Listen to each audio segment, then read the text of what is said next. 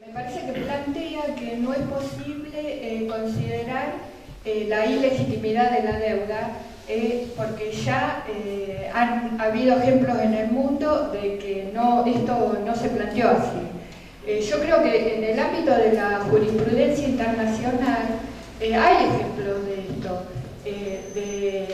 Por ejemplo, los doy. Estados Unidos consideró que la deuda que tenía Irak por haber sido contraída por un gobierno dictatorial, por lo tanto ilegítimo, no es una deuda que se puede considerar legítima. Creo que cuando la Unión Soviética pasa a ser Rusia, pasó lo mismo. Ahora uno puede decir, bueno, son las potencias las que tienen la autoridad para poder considerar esta situación.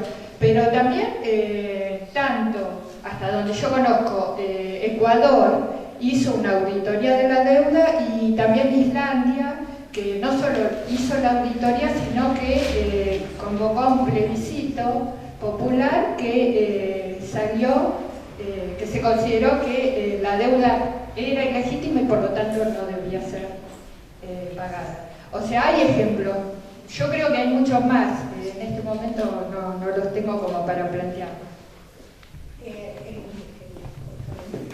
Sí, yo le quería preguntar puntualmente a Rubén. Coincido plenamente con el análisis que vino haciendo hasta ahora, pero vos hablás de un escenario de deterioro progresivo que yo lo comparto plenamente. Los argentinos tenemos como largas experiencias de haber visto crisis, por lo menos en los últimos 40 años, para no haber ido más atrás, y también tenemos una oposición, digamos, también de derecha que viene alentando una serie de fantasmas de todo tipo de hace un montón de años, pero puntualmente, digamos, de las crisis que hemos vivido en estos últimos 40 años, como decía, en el 75, por ejemplo, en el 81, en el 89, en el 2001, vos, ¿qué tipo, digamos, de escenario estás viendo? O sea, vos recién hablabas como de una agudización de esta crisis, de una necesidad, digamos, de posiblemente caer en un ajuste, digamos, macroeconómico. Pero quería ver si, bueno, podías profundizar un poco más en el escenario que estaba viendo. Yo no estoy en condiciones yo no estoy diciendo que no se pueda revisar la legitimidad de la deuda. Yo no estoy en condiciones de decirlo, no es mi especialidad, no sé. Lo que estoy diciendo, en primer lugar, es primero que al respecto hay que tener en claro que todos los gobiernos democráticos, desde que volvimos a la democracia hasta ahora, han legitimado la deuda. Y el último dato, que para mí es un dato que realmente es muy llamativo, es el acuerdo con el Club de París. Con el Club de París. Porque es deuda con Estados. Y es deuda con Estados que en gran medida fue contraída en la dictadura.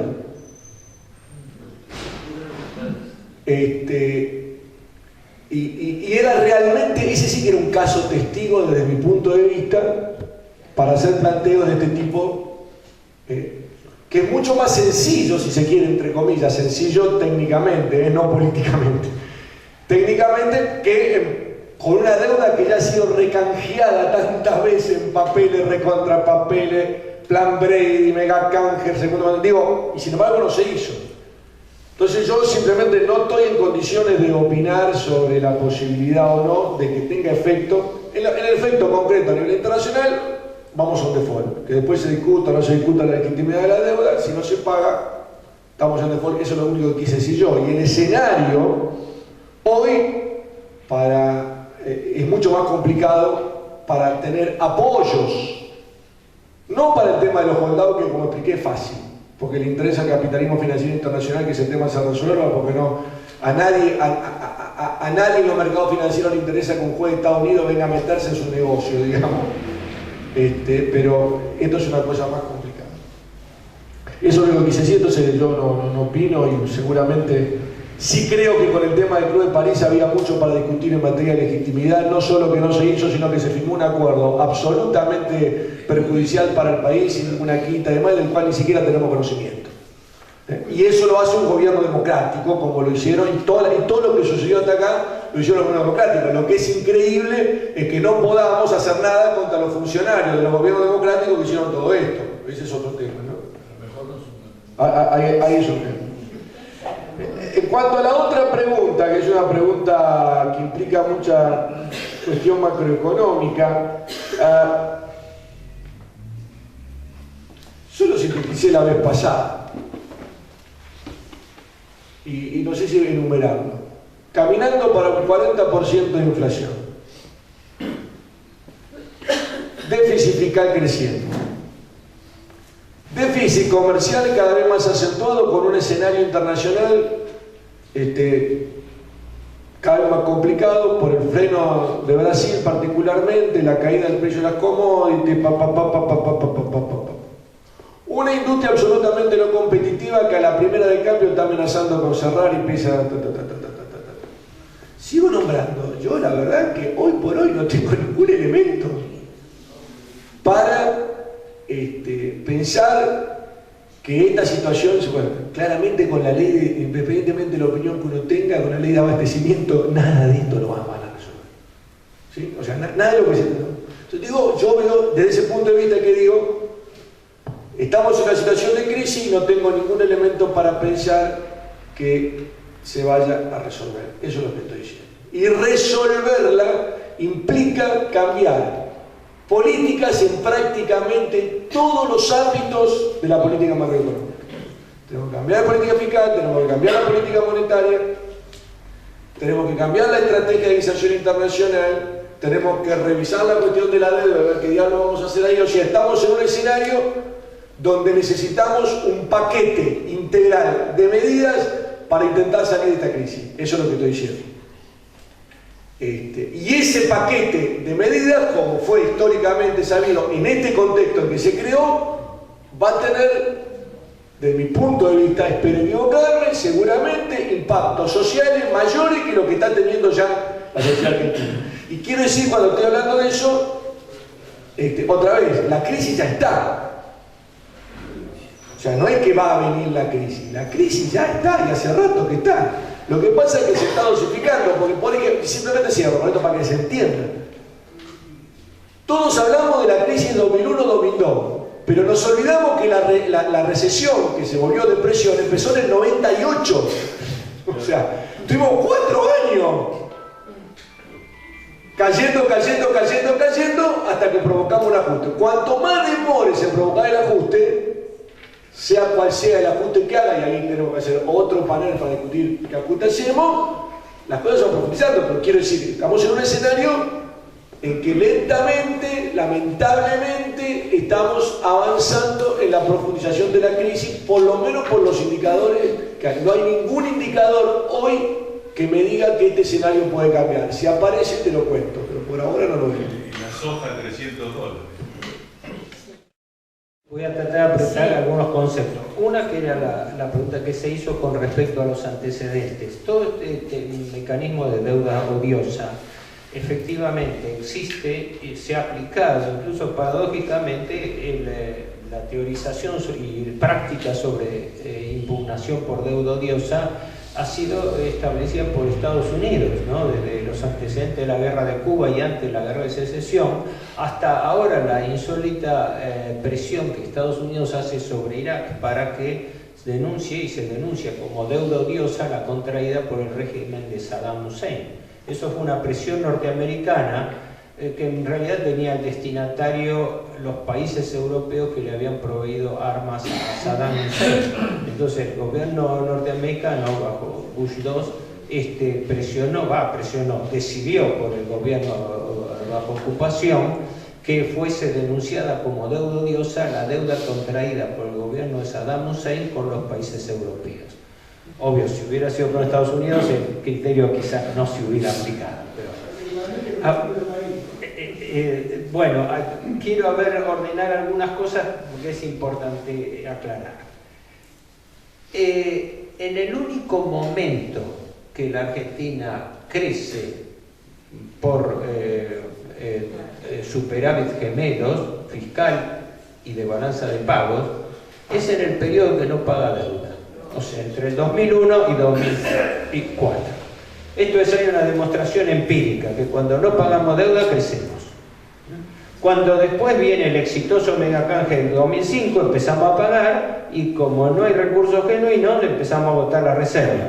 Nos quedamos sin reservas, nos quedamos sin fondos internos y ahora viendo retrospectivamente nos encontramos que después de 10 años de década ganada, ¿qué ha pasado? Por un lado, decimos positivamente, bueno, la deuda se ha internalizado. Antes la debíamos fundamentalmente en dólares al exterior, ahora la debemos en pesos o convertible en pesos, hasta por ahí nomás, porque la reserva del Banco Central hay que reponerla en dólares para que sirvan, ¿no? Pero por lo menos la tenemos en manos del Estado. Repito el interrogante, ¿quién levanta este muerto? Es decir, ¿quién, cuándo y cómo paga esta deuda? Porque haber empapelado al Estado no es neutro, porque si no nos encontramos con esta paradoja.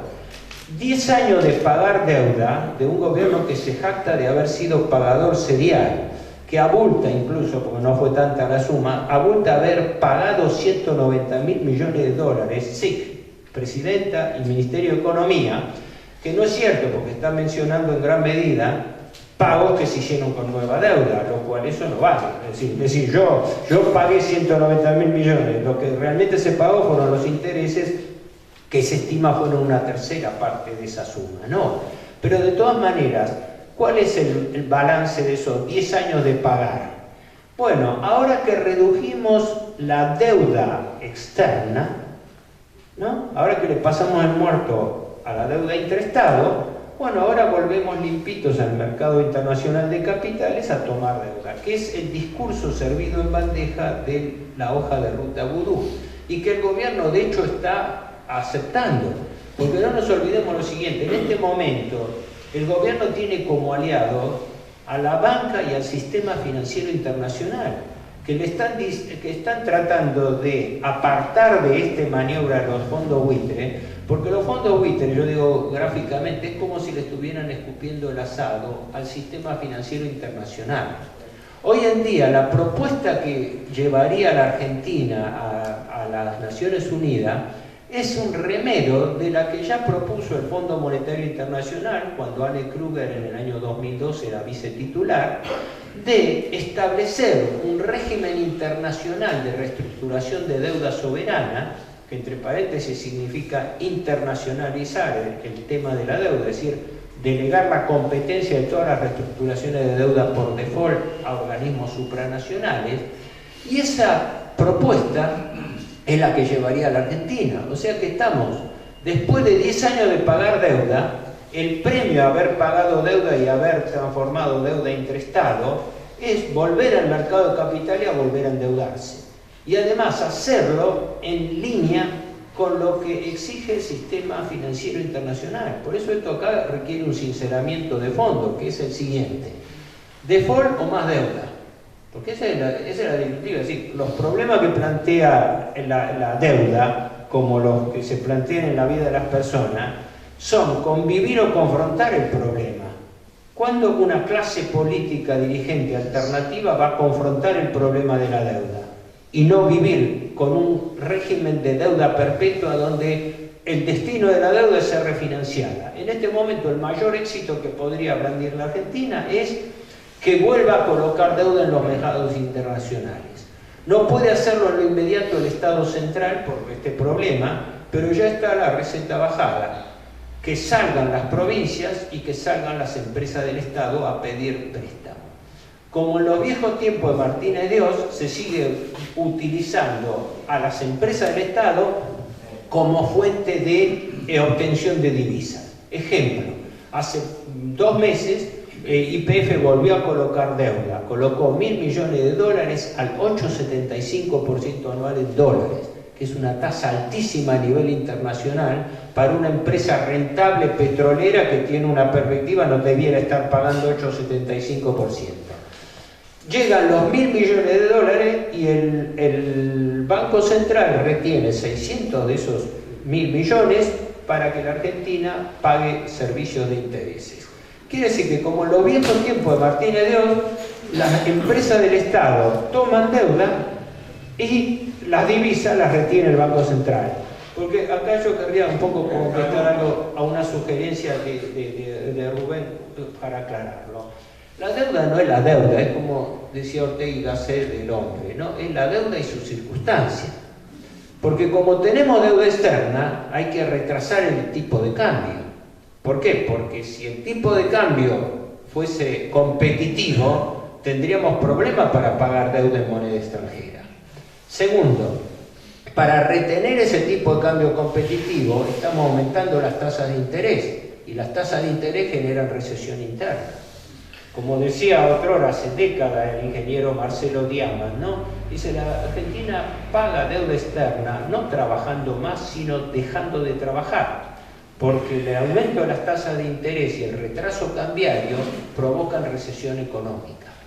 Yo no quiero marearlo a ustedes o llevar el tema a una discusión fundamentalmente así técnica, económico-financiera, pero vuelvo a resaltar la importancia determinante del factor financiero sobre el factor económico. La globalización es un fenómeno esencialmente financiero. Los tiempos y la naturaleza de la finanza son distintos de la economía.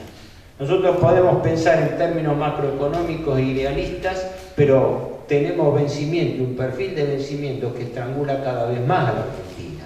A la Argentina le caen más de 40.000 millones de dólares de capital por año. A eso hay que darle respuesta, y eso no se le da respuesta con una política macroeconómica que tiene sus necesidades y tiene sus tiempos. Por ende, yo acá veo que se está produciendo una gran paradoja. El Estado tiene tres fuentes clásicas de financiamiento. Esto es de texto.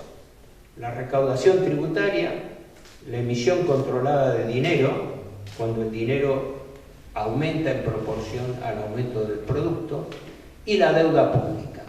La deuda pública, por definición, por historia, es un recurso extraordinario de financiamiento del Estado. Históricamente era para financiar guerras o catástrofes. Ahora se ha producido con la globalización esta variante. La deuda pasa a ser una fuente de financiamiento estructural y permanente del gasto público del Estado. Ahí es donde reside, a mi juicio, el problema.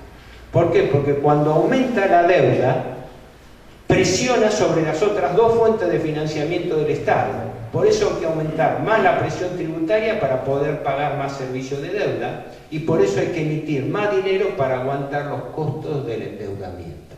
Se produce un círculo vicioso donde el aumento del endeudamiento genera una servidumbre del aumento de la presión tributaria y del aumento de la emisión. Es todo un círculo vicioso que se cierra en torno a esto.